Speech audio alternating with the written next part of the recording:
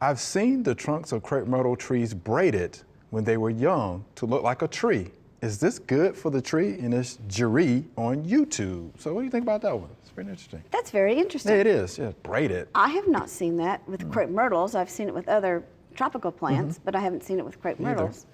I would not want to get that because you don't know what, unless you actually know what type of crepe myrtle it is and you know it's not going to get big.